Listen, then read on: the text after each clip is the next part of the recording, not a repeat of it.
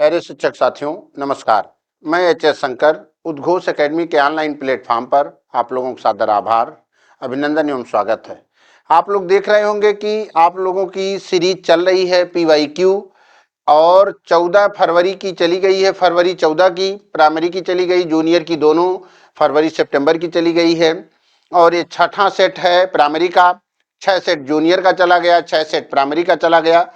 और इस छठे सेट में आप लोग सितंबर 2014 में, हमने पहले ही बोला था कि 2014 में सीटेट ने 2 बार एग्जाम करवाया था, तो उसमें से पहला सेट तो चला गया प्राइमरी जूनियर, दूसरे में जूनियर का पूरा कंप्लीट हो गया। अब प्राइमरी का है। अब देखिए भाई, इसमें 15 नंबर बिना पेन उठाए और 15 नंबर हल्की सी पेन उठाकर। अब ये देखना आप लोग कि ऐसा हो रहा है कि नहीं। कंटिन्यू अगर वाचिंग में हैं तो आप लोग हैं भी, अब हमको दिख भी रहा है कि आप लोगों का कमेंट तो थोड़ा भाई कम हो गया है आना। इससे लग रहा है कि उपस्थिति तो चल रही है, लेकिन उपस्थिति में थोड़ा आप लोग लगन वगन में बुक हो गए ज़्यादा, इधर उधर की ठंडी ज़्यादा पड़ रही है। थोड़ा उसका भी रिस्पांस हमको मिले। अब तो ठंडक में ज़्यादा मज़ा रहेगा पढ़ने में, वीडियो देख रहे हैं, आराम से पढ़ रहे हैं, इधर उधर जाने की ज़रूरत भी नहीं पड़ेगी। इसके पहले हमने देखा कि खूब एकदम कंटिन्यूटी में चल रही थी। आप लोगों की मैसेज के द्वारा पता चलता था कि आप लोग वाचिंग में हैं। इस समय या तो मैसेज आ नहीं रहा, या तो देख करके आप लोग शांत हो जा रहे हैं। तो शांत होना ठीक नहीं है। इस ठंडक में अगर मैं वीडियो बनाने आ रहा हूँ, 6 किलोमीटर 7 किलोमीटर दूर हमारा स्टूडियो है रूम से, इसके बाद मैं बनाने आ रहा हूँ, आप लोग ऐसे करेंगे तो मज़ा नहीं आएगा। तो चलिए ज़रा देखा जाए कि 15 नंबर बिना पेन उठाए और 15 नंबर हल्का सा पेन उठा करके कैसे हम लोग मुस्कुराते हुए आगे बढ़ेंगे। चलिए तो पहला क्वेश्चन देखिए जरा। पहले क्वेश्चन पे दिया है आपका, गणित में प्रक्रमण, प्रक्रमण है ये, इसको उड़ा कर लीजिएगा। प्रक्रमण संबंधी प्रवाह पूर्णता का अर्थ है नियमों, सूत्रों और कलन विधियों, गणित का ज्ञान होना और परिशुद्धता, लचीलेपन एवं निपुणता के साथ उनका क्रियान्वयन करना। तो गणित में ये लचीलापन क्या है भाई, किस ओर संकेत करता है? क्या करता है?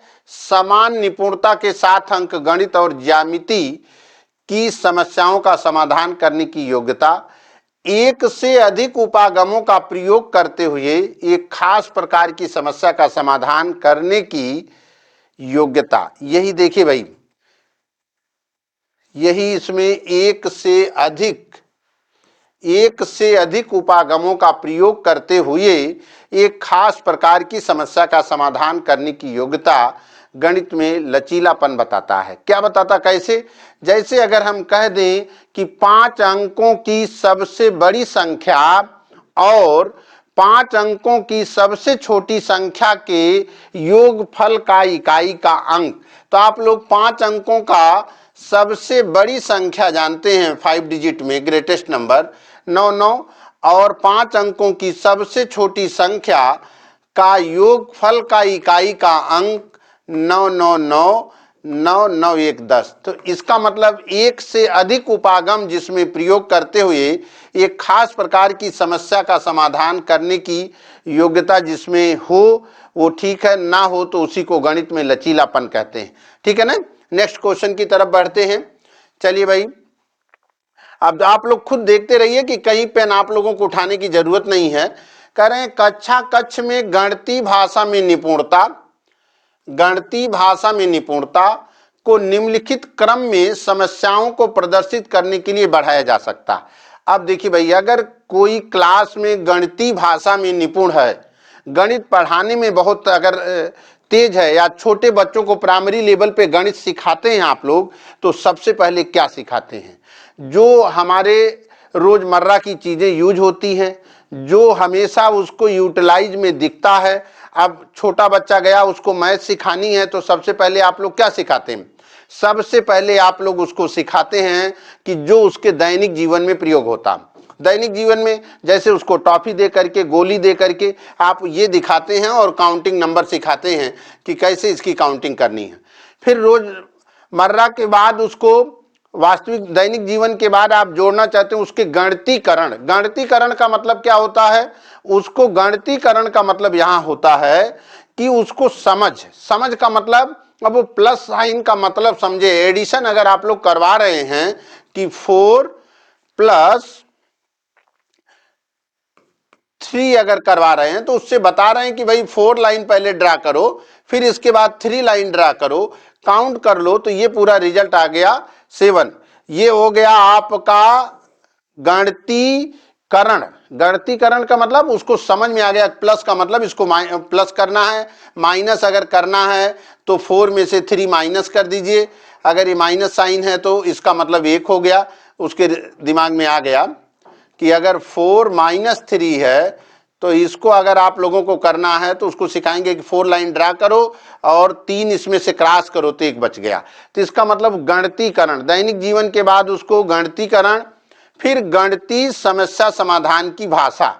तब वो क्या समझता है इसके बाद गणितीय समस्या समाधान की भाषा समझता है कि अगर कुल कहे तो जोड़ना, कितने कहे तो कितना कहे तो घटाना, एक का मालूम हो कई का मालूम करना हो तो हमें मल्टीप्लाई, अगर कई का मालूम हो एक का मालूम करना हो तो डिवाइड। ये हो गया गणितीय भाषा। और तीसरा है प्रतीक चिन्ह। प्रतीक चिन्ह का मतलब alpha, beta, plus, minus, into, divide, bracket, ये सारे तब प्रतीक चिन्ह। तो इसका मतलब है सबसे पहले रोजमर्रा आएगा गणित में, फिर गणितीकरण की स्थिति आएगी, फिर गणितीय समस्या समाधान की भाषा, फिर लास्ट में आएगा प्रतीकात्मक। ये क्वेश्चन इंपॉर्टेंट है, ये कहीं और भी दिया जा सकता है, ये प्राइमरी जूनियर दोनों लोग इसको इंपॉर्टेंट में रखें और ये अच्छा क्वेश्चन है। चलिए अगला देखते हैं। चलिए नेक्स्ट क्वेश्चन की तरफ। चलिए भाई, अब ये कह रहे हैं प्राथमिक स्तर के बच्चे को दी गई आकृतियों को उनकी दिखावट के आधार पर वर्गीकृत करने के योग्य हैं। वैन हेले के अनुसार वह ज्यामिति के किस स्तर पर है? मानसिक चित्रण पर। भाई किस चित्रण पर? मानसिक चित्रण पर। वैन हेले का नियम हमने पढ़ाया था कि वो ज्यामिति के किस स्तर पर है? मानसिक चित्रण पे, कि देख के बता देगा वो। मानसिक का मतलब जब आप लोग एक छोटे बच्चे को प्ले वे में एडमिशन करवाते हैं या किसी अच्छे स्कूल, शहर के पब्लिक स्कूल में करवाते हैं, तो कलर का ज्ञान देते हैं आप लोग। तो कलर का ज्ञान देने का मतलब, अब उसको केवल अगर आपने कह दिया ब्लैक, हेयर ब्लैक है, तो हेयर को ही ब्लैक बोलेगा, ब्लैक कलर को तुरंत ब्लैक नहीं बोलता हो। इसका मतलब उसके मानसिक लेवल पे केवल ब्लैक का मतलब हेयर ही समझ में आ रहा है, बाल ही समझ में आ रहा है। बाकी धीरे धीरे उसको ज्ञान आ पाता है कलर का, कि ये ब्लैक है, ये पिंक है, ये रेड है। अगर आपने कह दिया कि रेड कलर में अगर आप डिब्बा उठाइए, तो रेड कलर का डिब्बा उठाएगा चाहे जिस आकृति का हो, क्योंकि डिब्बे का मतलब वो समझ लिया। तो इसका मतलब उसके मानसिक चित्रण पर वो डिपेंड करता है कि किस तरीके की बनावट है प्राथमिक लेवल के बच्चे के लिए। ठीक है ना। चलिए अब नेक्स्ट क्वेश्चन पे चलते हैं हम लोग। अगला देखिए, तो अगले पे क्या करेंगे आप लोग। चलिए, कक्षा 3 में एक शिक्षक शिक्षार्थियों को 4562 और 728 जोड़ने के लिए कहता है, तो वो क्या करता है भाई? जोड़ने के लिए कहता है तो जोड़ के दे देता है 11842। 11842 बता देता है। यह प्रक्रिया हमने पहले ही बताया, जहां जोड़ने घटाने की गलती दिखे उसको सिर्फ और सिर्फ प्लेस वैल्यू होती है। तो कहीं है प्लेस वैल्यू, स्थानीय मान की अवधारणा जी, प्लेस वैल्यू का ही उसमें अंतर रहेगा। जहां भी जोड़ने घटाने में उसकी गलती आ रही है तो तुरंत समझ जाइए कि प्लेस वैल्यू से है पर आधारित प्रश्न है। चलिए अगला क्वेश्चन देखिए। हाँ भाई देखिए, तो हस्तपरक प्रतिमान, स्थिर चित्र, लिखित प्रतीक, मौखिक और लिखित भाषा वास्तविक संसार की स्थितियां अथवा संदर्भ को दर्शाने के 5 तरीके हैं। किस पे? गणित चिंतन एवं विचार पर। किस पर है भाई? ज्यामिति प्रमाण पर ये सारी चीजें नहीं है। स्थिर चित्र, लिखित प्रतीक, मौखिक और लिखित भाषा, ये किस पर है? गणितीय चिंतन एवं विचार पर। आपके पास हस्तपरक प्रतिमान भी है, स्थिर चित्र भी है डायग्राम दे करके, लिखित प्रतीक भी है, और मौखिक और लिखित भाषा का भी प्रयोग चिंतन एवं विचार में किया जाता है। चलिए नेक्स्ट क्वेश्चन की तरफ हम लोग बढ़ते हैं अब। चलिए, एनसीएफ 2005 देखिए भाई, इस सेट में भी एनसीएफ 2005 का पहला प्रश्न, प्राथमिक स्तर पर संख्याओं और उन संक्रियाओं मात्राओं का मापन आदि का शिक्षण। ये भाई हमने बताया कि अगर प्राथमिक लेवल पे रहे तो आप लोगों को बताना है संकीर्ण, अगर उच्च जूनियर लेवल पे अगर ये दिया एनसीएफ की बात और गणित में शिक्षण की बात करता है तो वहां आप उच्च बोलेंगे। तो यहाँ गणित शिक्षण के संकीर्ण उद्देश्य को बहुत कुछ अब पढ़ने की जरूरत नहीं, गणित शिक्षण के उच्च जब जूनियर में रहेंगे आप तब, और जब प्राइमरी में अगर हैं तो संकीर्ण पर चलना है। ये प्रश्न मिल भी चुका है, कई बार हो चुका। चलिए नेक्स्ट क्वेश्चन की तरफ अब चलते हैं हम लोग।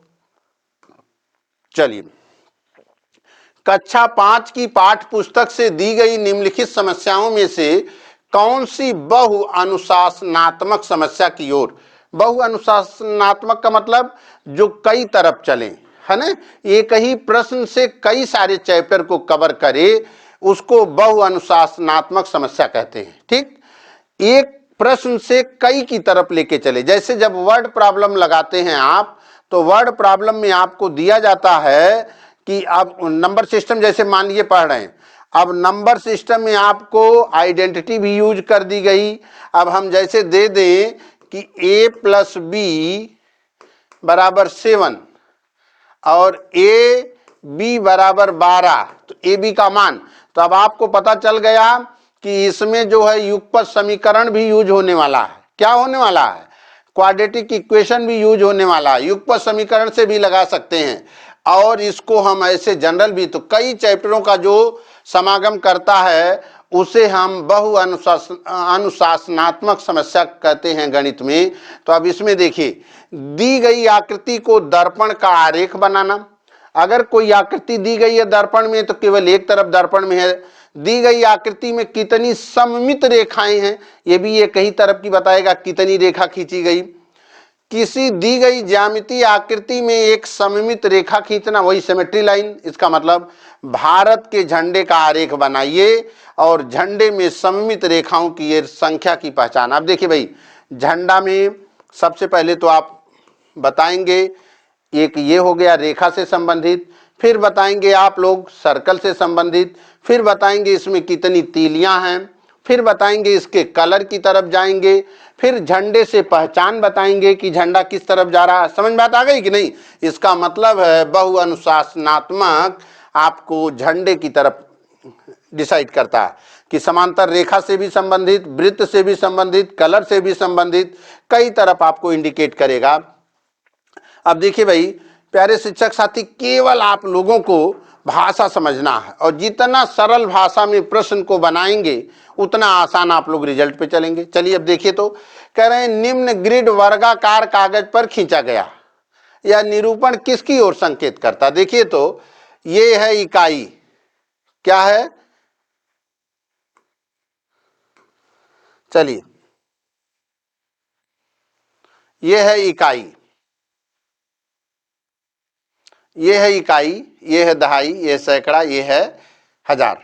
तो अब ये देखिए भाई, इससे पता चल रहा 3 इकाई, इससे पता चल रहा 3 दहाई, तो ये किसकी तरफ बता रहा है? स्थानीय मान की अवधारणा को बता रहा है। किस तरह बता रहा है? स्थानीय मान की अवधारणा को बता रहा है। चलिए अब नेक्स्ट क्वेश्चन की तरफ चलते हैं।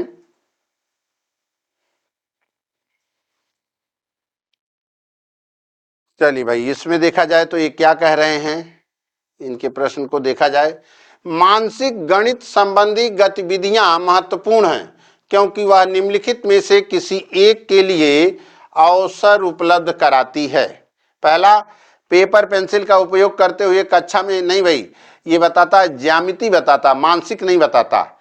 कलन विधि एल्गोरिथम, ये भी मानसिक नहीं है। परिकलन में परिशुद्धता के साथ उनकी गति को बढ़ाने और परीक्षाओं में उनके निष्पादन में सुधार करने में मदद करना, ये भी नहीं है। मानसिक संगणना संबंधी प्रक्रियाओं का विकास क्योंकि शिक्षार्थी, हाँ भाई, तेज गति से संख्याओं के परिकलन के बीच संबंध।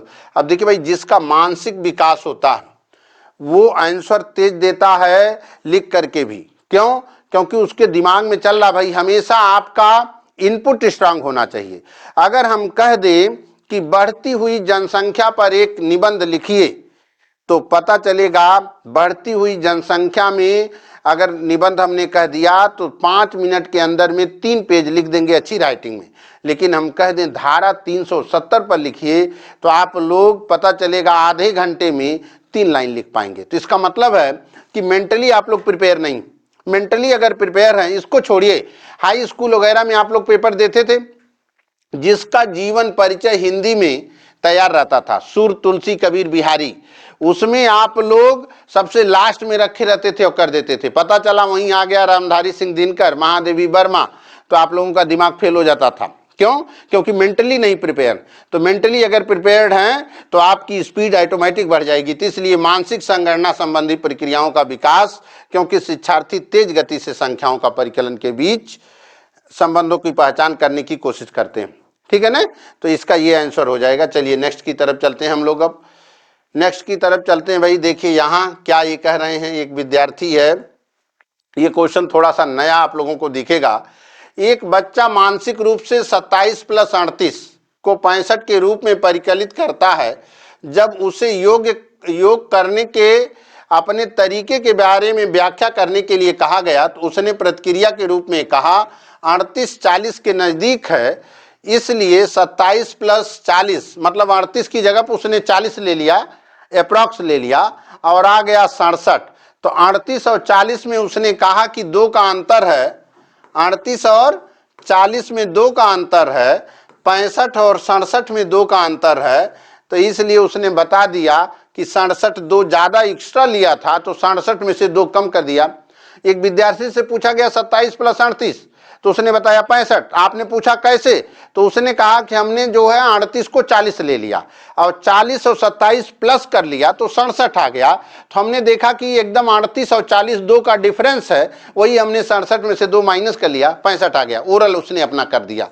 तो इसका मतलब है ऐसी विधि को प्रतिकारी विधि कहते हैं भाई, जो इस तरीके से खंड खंड तोड़ करके और सही रिजल्ट की तरफ जाए, उस विधि को हम लोग, उस युक्ति को प्रतिकारी युक्ति कहते हैं।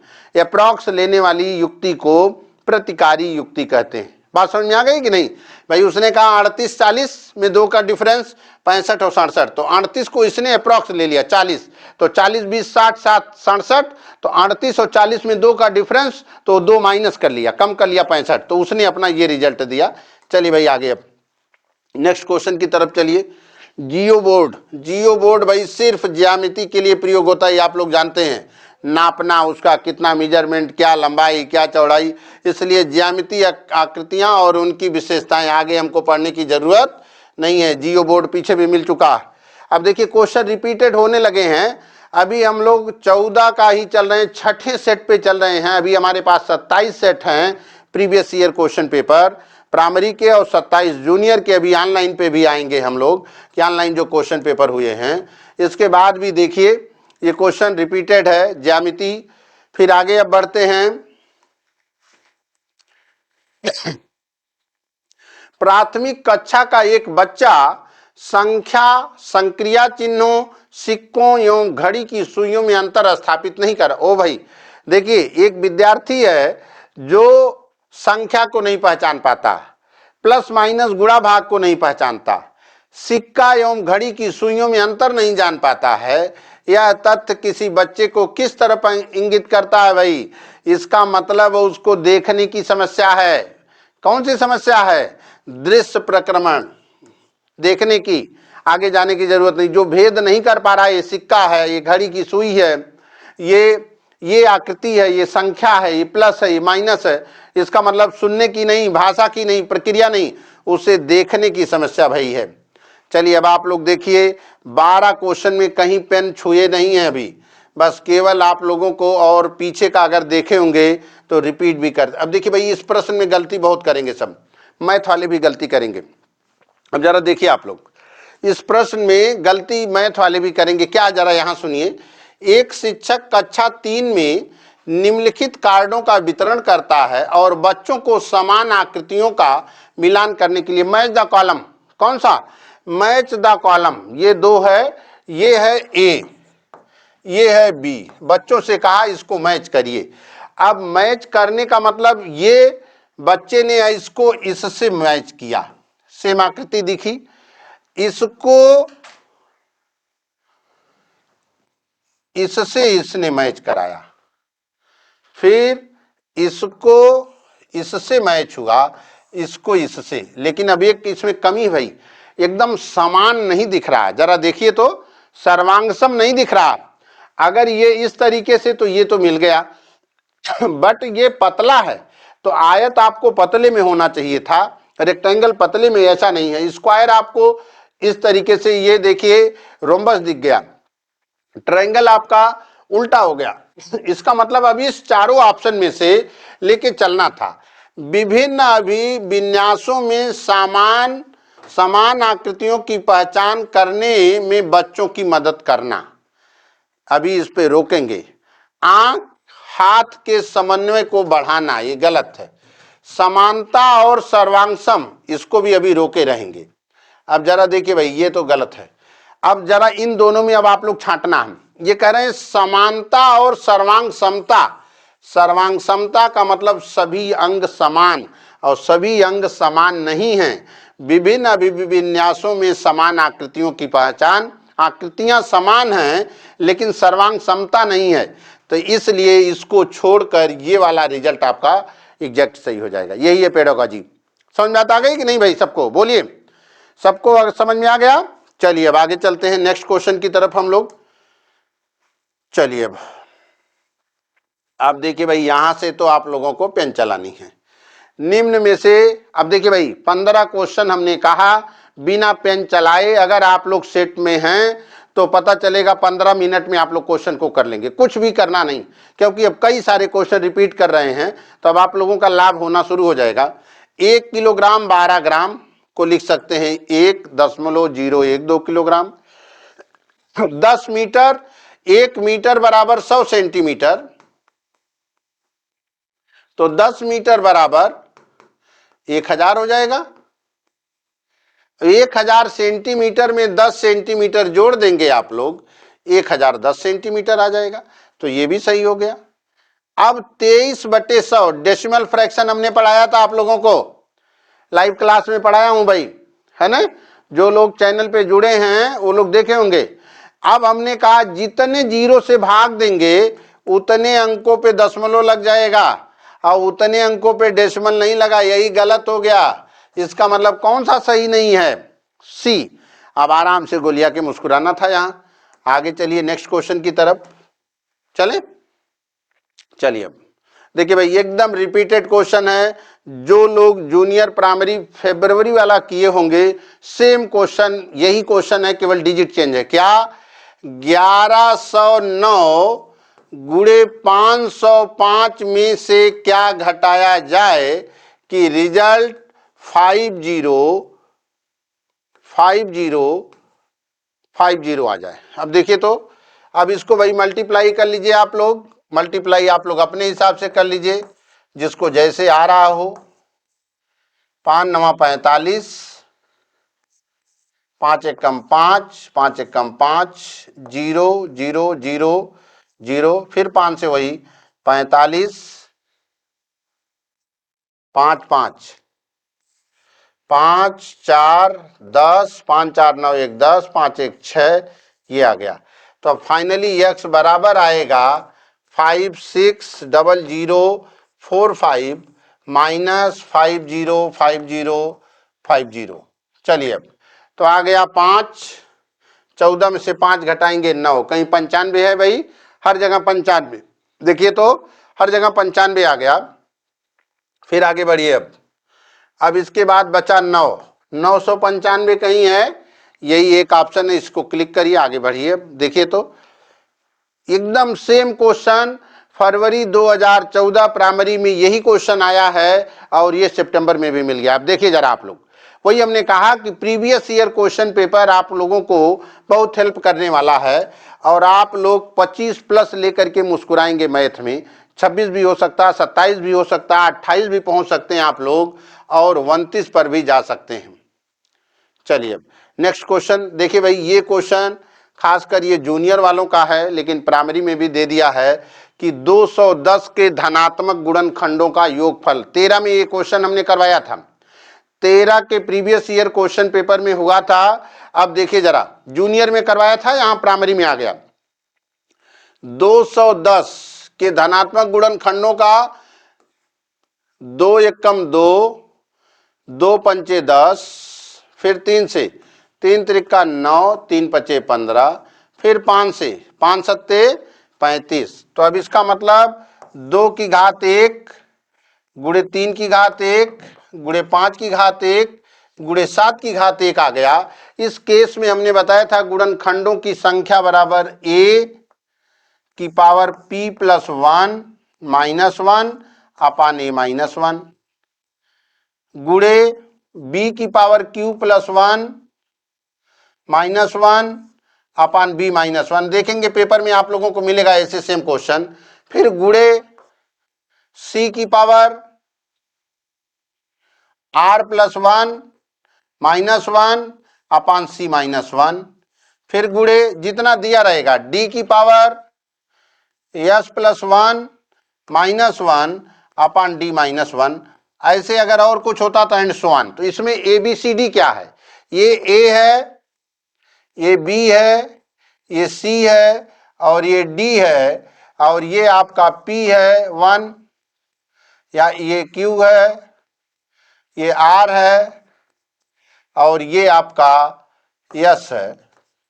बस अब चलिए, तब a की जगह पर आप लोगों को दिया गया है 2 की घात 2 हो जाएगा माइनस 1 अपान 2 माइनस 1 गुणे 3 की पावर 2 माइनस 1 अपान 3 माइनस 1। फिर गुणे 3 हो गया 5, 5 की पावर 2 माइनस 1 अपान 5 माइनस 1, 5 माइनस 5 माइनस 1। चलिए 5 माइनस 1, फिर गुणे 7 की पावर 2 माइनस 1 अपान 7 माइनस 1।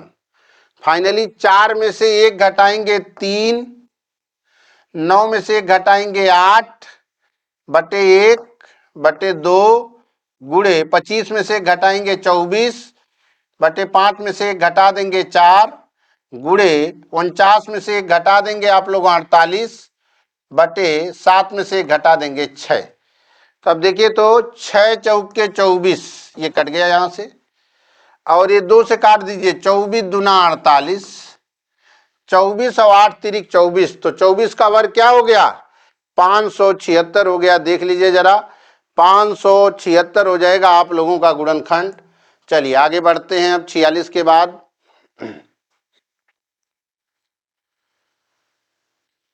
चलिए भाई, ऐसा भी क्वेश्चन पिछले आप लोग सीरीज में लगाए हैं कि एक टंकी में 240 लीटर 128 मिलीलीटर दूध है, तो 240 लीटर और 128 मिलके हो जाएगा 240 128 ml मिलीलीटर। इसको 16 जारों में भरना है, तो 16 से भाग दे दीजिए, एक जार में पता चल जाएगा। 240 128 डिवाइडेड बाई 16 भाग दे देंगे आप लोग, तो कितना हो जाएगा 16 एकम 16, 14 में से 6 घटाएंगे 8, 0, 16 पंचे 80, बचा कितना 1, यहां 0 बढ़ाइए, फिर 2, फिर 0 बढ़ाइए, फिर 8, 16 अठे 128, 16 अठे 128 आ गया 1508 मिलीलीटर एक जार में।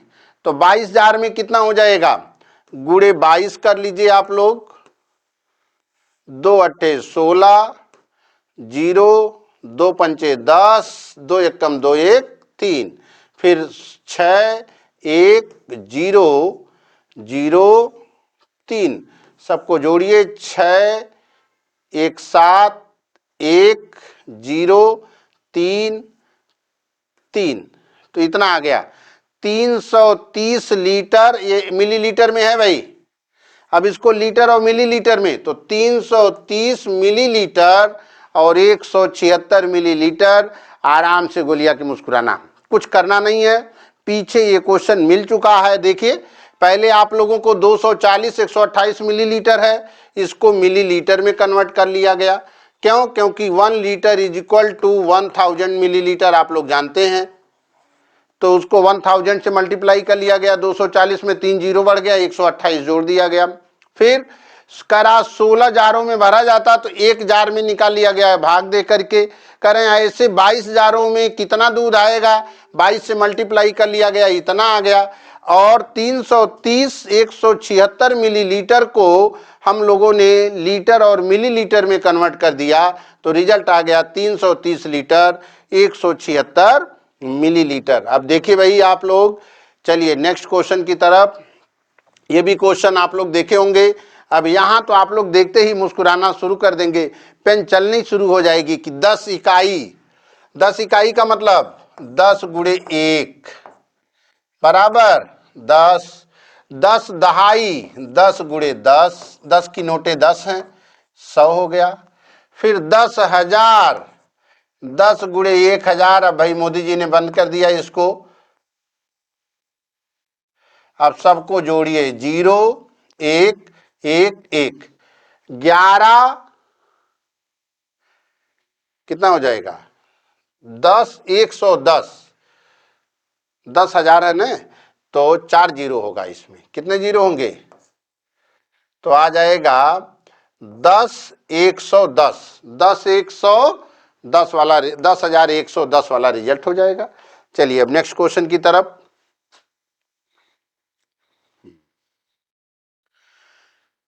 चलिए भाई क्या कह रहे हैं, ये कह रहे हैं गोरंग ने सोमवार को 4.5 घंटे, मंगलवार को 190 मिनट, बुधवार को 5:20 AM से 9:10 AM तक और शुक्रवार को 220 मिनट काम किया। उसे 1 घंटा काम करने के 42 रुपए मिलते हैं, तो उसने, अब देखिए भाई ये सीधे सीधे दिया होता सबको आ जाता, यही पेडागोजी बना दिया गया। एक ही क्वेश्चन में इतना तोड़ मड़ोड़ इन्होंने कर दिया कि आप लोगों का दिमाग आउट हो जाए, 4 लाइन में कर दिया, जबकि ये सिंपल सा जोड़ना है। क्या जोड़ना है, कह रहे हैं कि गोरंग ने सोमवार को 4.5 घंटा काम किया, मंगलवार को 190 मिनट, घंटे में नहीं दिया, आप लोग चाहते तो इसको घंटे में बदल देते, ठीक है ना, चाहता तो घंटे में दे देता तो आसान काम हो गया होता। फिर कह दिए, अब देखिए अब तक तो ठीक था, यहाँ घंटा यहाँ मिनट, यहाँ केवल टाइम ड्यूरेशन दे दिया 5:20 से 9:10। इसको ये चाहते तो 3 घंटा 50 मिनट सीधे सीधे दे देते, लेकिन 3 घंटा 50 मिनट ना देके 5:20 AM से 9:10 AM कर दिया इन्होंने। बात समझ में आ गई कि नहीं सबको। फिर चलिए शुक्रवार को फिर आगे कर दिए, शुक्रवार को 220 मिनट। अब 220 मिनट को भी सबको घंटे में, सबको 1 यूनिट में बदला जाए। और इसके बाद देखिए कैसे रिजल्ट पे, गोरंग ने सोमवार को, तो सबसे पहले मंडे का वेतन निकाला जाए। कब का भाई, मंडे का वेतन निकालिए आप लोग।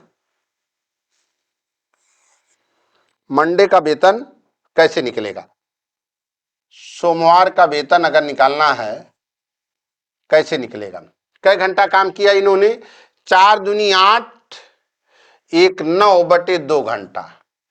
अब 1 घंटे की इनकी कीमत कितनी है भाई, 42 रुपया, सबको घंटे में बदलिए, 21 दूना 42, 21 नवा 9 एकम 9 और 9 दूनी 18, 189 रुपया इन्होंने भाई सोमवार को कमाया। देख लीजिए तो 189 रुपया इन्होंने कमाया। अब बारी आती है मंगलवार की, मंगलवार को कितना कमाया, 190 मिनट का मतलब हो गया 6 से भाग दिया जाएगा तो 6 तिरिक 18, 180, 3 सही 10/60 करेंगे, 0 से कैंसिल हो जाएगा, 6 तिरिक 18 और 1 19/6 गुणे 42 कर लीजिए, तो 6 सत्ते 42 और 19 सत्ते 133 रुपया। मंगलवार को इन्होंने 133 रुपया कमा लिया। समझ बात आ गई। अब चलिए इसके बाद बारी आती है बुधवार की। तो बुधवार को इन्होंने 3 घंटे 50 मिनट, घंटे में बदलिए तो 6 तिरिक 18, 18 और 5, 18 2 20 3 23 बटे 6 गुणे 42 कर लीजिए। तो 6 सते 42, 6 सते 42 और 7 तिरिक 21 के 1, 7 दूनी 14 और 2 16, 161 रुपया। अब बात समझते चलिए भाई आप लोग। फिर इसके बाद ये हो गया। फिर इसके बाद ये आ गए फ्राइडे को। फ्राइडे को इन्होंने काम किया कितनी देर तक? 220 मिनट। तो 220 मिनट को घंटे में बदलेंगे आप लोग तो कितना हो जाएगा? 220 मिनट अगर है, इसको घंटे में बदलना अगर है तो 220 में 60 से भाग देंगे, 6 तिरिक 18, 180 और यहाँ 40 मिनट अभी बच रहा है। तो ये बनेगा 3 सही 40 बटे 60। तो ये 0 से कैंसिल, 2 दूनी 4, 2 तिया 6, 3 त्रिका 9 और 2 11 बटे 3 गुणे 42। तो 14 तिया 42 और 14 से मल्टीप्लाई करेंगे, 14 एक कम 14, 14 एक 15 रुपया, इतना रुपया आ गया। अब कुल वेतन बताना था भाई, कुल वेतन जोड़िए तो कुल वेतन 189 प्लस 133 प्लस 161 प्लस 154, सबको जोड़ेंगे आप लोग। 9 3 12 1 13, 13 4 17 के 7, 8 3 11, 11 और 6 17, 17 और 5 17, 3 20, 2 22 और 1 23 के 3 हासिल 2, 1 2 3 4 और 2 6, 637 रुपए वाले को क्लिक करिए। आराम से मुस्कुराइए भाई। देखिए थोड़ा सा इन्होंने केवल इधर उधर करके आपको रोकना चाहा, लेकिन आप लोग शांति मन से जैसे करेंगे तुरंत रिजल्ट पे पहुंच जाएंगे। चलिए भाई अब देखिए आप लोग 20 क्वेश्चन तक पहुंचने वाले हैं। एक क्वेश्चन ऐसा था अब तक जो आप लोगों को रोका होगा, वो था क्वेश्चन नंबर 49। पूरे 20 क्वेश्चन में 49 एक क्वेश्चन था जो थोड़ी बहुत आप लोगों को रोकता। ये कह रहे हैं कि 4 और 2 तिहाई समकोणों का मतलब, 4 का मतलब हो गया 4 गुणे 90 प्लस 90 का 2 बटे 3, 30 तिया 90, 30 दूनी 9 चौक 360 और प्लस 60। अगर 360 में 60 जोड़ेंगे आप लोग 420 डिग्री। इस टाइप का क्वेश्चन 11 में मिल चुका है। 2011 की सीरीज में आप लोगों को सेम ऐसा क्वेश्चन मिला है, बस 4 समकोण की जगह पे 3 समकोण रहा होगा, ठीक है ना। 2 तिहाई की जगह पे 2 चौथाई होगा या 1 तिहाई होगा। तो ये क्वेश्चन आप लोगों को मिल चुका था और आप लोग इस पे लगा भी सकते थे। मैं आशान्वित भी हूं कि आप लोग ऐसे प्रश्नों का जवाब देखिए। 2011 की शुरुआत में ऐसे प्रश्न मिले थे कि 5 का स्थानीय मान सबको आ रहा भाई, सारे विद्यार्थियों का आ रहा होगा। जो लोग मेरा पेपर सॉल्व कर रहे थे सीटेट का PYQ, अब ये प्रश्न सारे लोग देख के मुस्कुरा रहे हैं। 5000 में उनके स्थानीय मान में से अंकित मान निकालेंगे 4995। कहीं दिख रहा तो आराम से गोलिया के मुस्कुराना है। समझ बात आ गई कि नहीं? देखिए एकदम 11 का पेपर है। अब कहीं आप लोगों को कई सारे क्वेश्चन अब आप लोगों को रिपीटेड, देखिए भाई यहां इसको भी जान रहे हैं आप लोग, कह रहे हैं 26, अभी हमने लाइव क्लास में पढ़ाया था, और 26 शतांश, 26 शतांक। तो इसका मतलब 26 बटे 100 और जितने जीरो से भाग देंगे उतने अंक पे डेसिमल। तो रिजल्ट बनेगा 26.26। कहीं दिख रहा है क्या? हमने कहा भाई 15 क्वेश्चन बिना पेन उठाए और 15 क्वेश्चन हल्की सी, देखिए हल्की सी पेन उठाना पड़ा, कहीं कोई मेहनत नहीं है। तो पहला ऑप्शन क्लिक करिए और मुस्कुराते चलिए, एक एक नंबर कलेक्ट करिए। ठीक, चलिए अब 22 क्वेश्चन में सिर्फ एक क्वेश्चन अभी ऐसा गया है 49 जिसमें रुक सकते थे आप लोग। चलिए अब यहां देखिए तो ये क्वेश्चन भी मिल चुका है। 4, 5, 6 का सार्वगुणज, सार्वगुणज का मतलब एलसीएम, सार्वगुणज का मतलब एलसीएम और सार्वगुणनखंड का मतलब एचसीएफ। तो 4, 5, 6 का लासापा आएगा 60 और 5, 6, 9 का लासापा आएगा 90। तो 90 और 60 का अंतर कितना आएगा? 30। कहीं है क्या? D option. आराम से गोलियां मुस्कुराइए भाई। समझ बात आ गई कि नहीं? देखिए कहीं कोई मेहनत नहीं करनी आप लोगों को। नेक्स्ट क्वेश्चन की तरफ चलते हैं। अब ये भी क्वेश्चन आप लोगों से रूबरू हैं। आप लोग इस क्वेश्चन से देखिए, ये कह रहे हैं 19, एकदम देखते ही पेन चलाना शुरू करना, में 11 से भाग दीजिए। तो 11 एकम 11, 8, 80, 11 सते 77, 3, 30, 11 दूनी 22, 8, 89, 11 अठे 88, कितना शेषफल आ गया? 1। इन्होंने कहा आप दूसरे नंबर को 90, 90 11 से भाग देना है भाई। 11 अठे 88, 2 29, 11 दूनी 22, 7 70, 11 छक्का 66, कितना शेषफल बचा? 4। इन्होंने कहा दोनों शेषफलों का गुणनफल 4 एकम 4। यही पेडागोजी। अब देखिए कैसे मैथ के नंबर आप लोग कलेक्ट कर रहे हैं। आगे चलिए। अब चलिए कह रहे हैं 4 अंकों वाली सबसे बड़ी, 4 अंकों वाली सबसे बड़ी संख्या, जय अंकों की कह रहे हैं उतने 9 लिख दीजिए आप लोग। और 3 अंकों की सबसे छोटी 100, 9, 9, 9, 1, 10, 9, 1, 1000, 10,099। कहीं है क्या? 10,099। ये देखिए बी ऑप्शन। क्लिक करके आगे बढ़ लीजिए। अब चलिए अब देखिए भाई, चलिए ये क्वेश्चन थोड़ा समझना। पानी की एक टंकी 11 मीटर लंबी, 10 मीटर चौड़ी और 9 मीटर ऊंची है।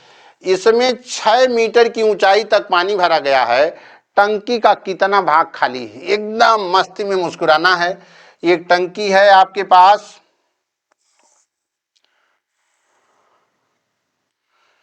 इनकी लंबाई चौड़ाई वही है, ऊंचाई ये कह रहे हैं कि 9 मीटर पूरी है। कितने मीटर है? 9 मीटर है, जिसमें से ये 6 मीटर ऊंचाई तक पानी भरे हैं। पूरे टंकी का कितना भाग खाली है? 1/3 भाग। भाई 9 में से 6 घटा दीजिए, कितना भाग खाली? बस 1/3 भाग। कहीं कुछ लगाने की जरूरत नहीं है। देख लीजिए भाई, आप लोग घनाभ का आयतन जानते हैं, लंबाई गुणे चौड़ाई गुणे ऊंचाई। तो 11 गुणे 10 गुणे 9 की जगह पे 6 बटे 11 गुणे 10 और गुणे क्या? 9। तो इस केस में क्या हो जाएगा? 11 11 से कैंसिल हो गया, 10 10 से, 3 दूनी 6 और 3 त्रिका 9। 2/3 भाग होगा। 2/3 भाग खाली होगा भाई। थोड़ा देख लीजिए तो 2 बटे,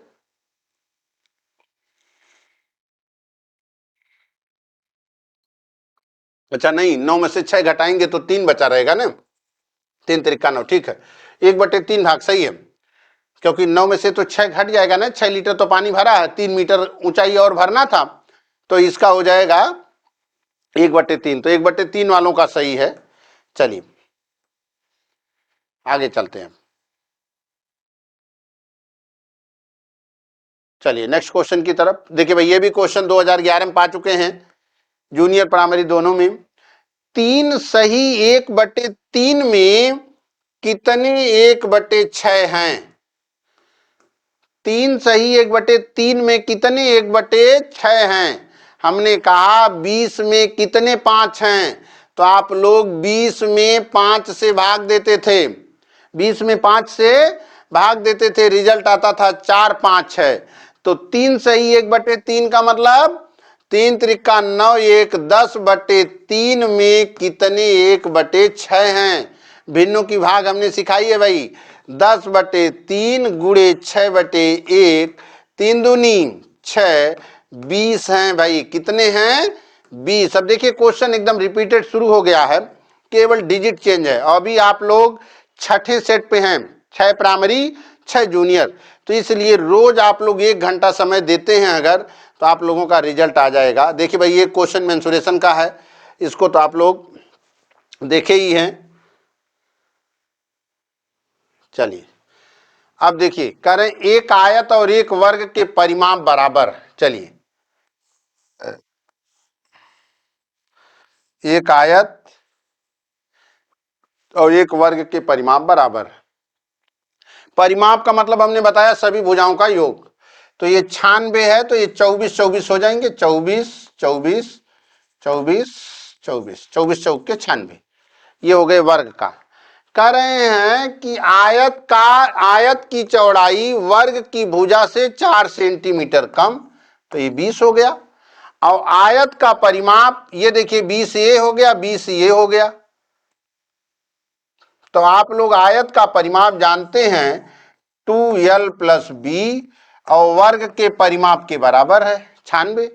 यल की जगह पर हमको नहीं मालूम है तो x रख दें, और b की जगह पर 20 मालूम है तो 20, और बराबर 96 है। तो x + 20 बराबर 96 में 2 से भाग देंगे 48, और x बराबर आ जाएगा 20 कम हो जाएगा 48 में से, तो आ जाएगा कितना? 28, 28। इसकी आ गई चौड़ाई 28। 28 दूना 56, और 56 दूना 112। 112 कहीं है क्या?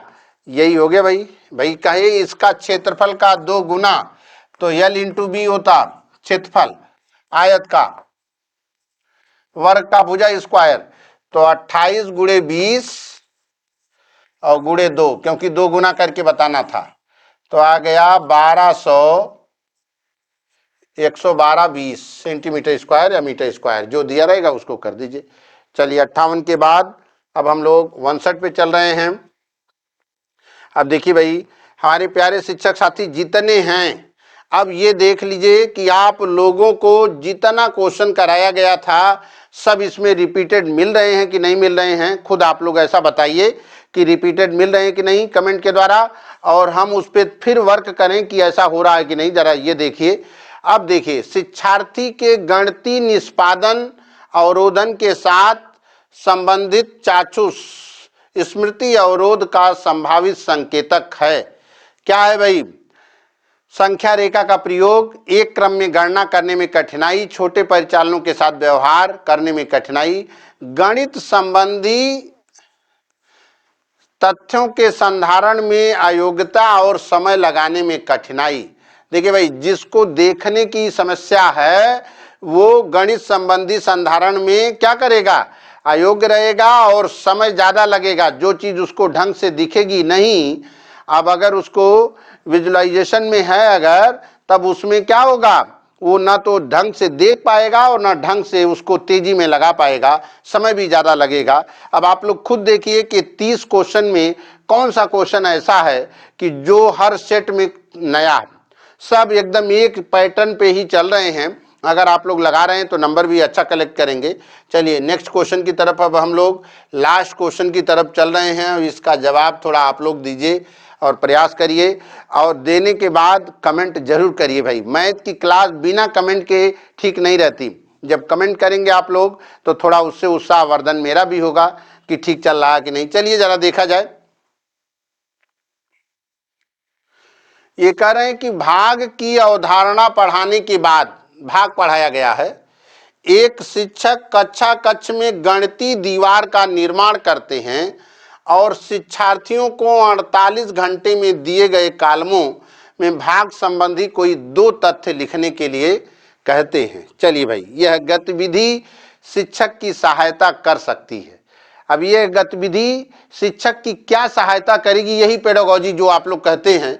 अब देखिए ये किसी साइको में ये पार्ट नहीं मिलेगा, ये जो मिलेगा जो विद्यार्थी अब या जो हमारे शिक्षक साथी पता चल रहा गणित का बेस जान रहे हैं, भाग का बेस जान रहे हैं वो जवाब दे पाएंगे। अंकित ने किया 25 भागे 5 बराबर 5, अंकुर ने 0 भागे 6 बराबर 6। ऐसे बबीता को देना है, बॉबी को, प्रज्ञा, ध्रुव, सोहन, हर्ष, राहुल, स्मिता, सुनील और तुषार, ऐसे लोगों को जवाब देना है गणितीय दीवार के माध्यम से। तो कैसे देंगे? पहला, अगले 2 दिनों के लिए शिक्षार्थियों को किसी गणितीय कार्य में व्यस्त नहीं, भाई इसके लिए उस शिक्षक ने नहीं दिया। प्रत्येक बच्चे को अभिव्यक्ति के और एक दूसरे से सीखने के अवसर देने, भाई अभी इनको हम लोग पॉइंट लगा के रखेंगे, ये थोड़ा सोचनी बात है। शिक्षार्थियों द्वारा सीखे गए तथ्यों की संख्या का रिकॉर्ड, जी नहीं, रिकॉर्ड के लिए क्वेश्चन कई बच्चों को नहीं दिया गया। शोर मुक्त के लिए भी नहीं दिया गया। क्या दिया गया कि प्रत्येक बच्चा अपने अपने हिसाब से भाग को कैसे लगाता है और उस भाग को एक बच्चा दूसरे बच्चे का देख करके सीखेगा भी। तो ये सबसे बेटर ऑप्शन है। अब देखिए हमारे ये 30 क्वेश्चन कंप्लीट हो गया भाई 2014 की सीरीज में। और प्यारे शिक्षक साथियों, ये बताइए आप लोग कि ये 30 क्वेश्चन में कितने क्वेश्चन ऐसे थे जिसमें आप लोगों को परेशानी दिख रही थी? 15 क्वेश्चन हमने कहा बिना पेन चलाए, और 15 हल्की सी पेन उठाने पर आप लोगों का पूरा रिजल्ट आ गया। इसको देखिए, आप लोग जैसे प्यार दे रहे हैं वीडियो को देखने के साथ साथ शेयर भी करिए और भी मित्रों का भला हो जाए आपके। और ये पेपर देखने से आपको 26-27 आप लोग एग्जाम में पा जाएंगे। 8 फरवरी 2026 को जैसे बैठेंगे इससे कम नंबर मिलने वाला नहीं है। और इसी के साथ हम अपनी बात भी बंद करते हैं। धन्यवाद। नेक्स्ट वीडियो के साथ मिलते हैं, ठीक है। और आप लोग इस पे कमेंट जरूर करिए, कमेंट के द्वारा हमको प्रोत्साहित करिए। अब नेक्स्ट वीडियो में हम मिलते हैं। धन्यवाद।